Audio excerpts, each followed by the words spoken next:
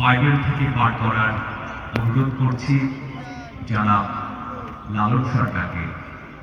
পবিত্র ধর্মগ্রন্থ বাইবেল থেকে পাঠ করছেন জনাব লালন সরকার।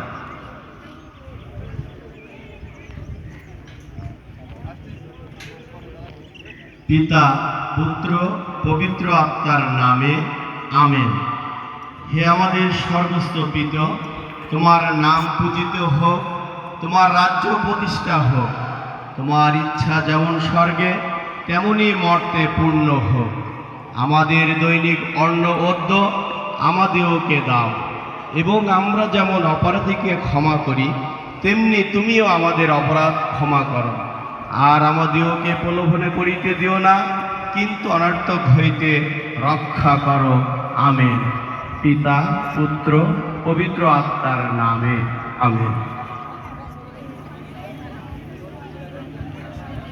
পবিত্র ধর্মগ্রন্থ বাইবেল থেকে পাঠ করার জন্য আমি ধন্যবাদ জ্ঞাপন করছি জনাব লালন সরকারকে।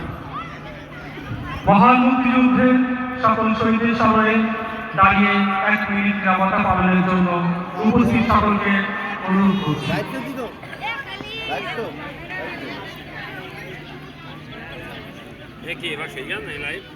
সময় শুরু করা হলো।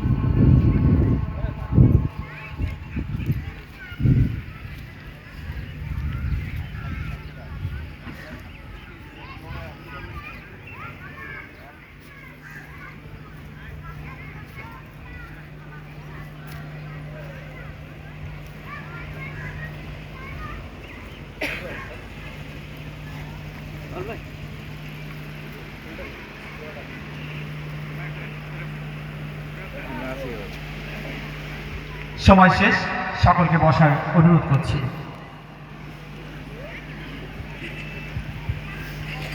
আমাদের অনুষ্ঠানের এই পর্যায়ে উপজেলা নির্বাহী অফিসার মহোদয়কে ও আশাশুনি থানার অফিসার্স ইনচার্জ মহোদয়কে অভিবাদন মঞ্চে অবস্থান নেওয়ার জন্য অনুরোধ করছি।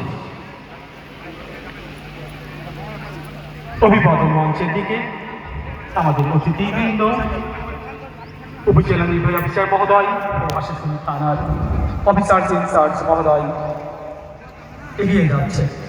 স্বাধীনতা দিবসে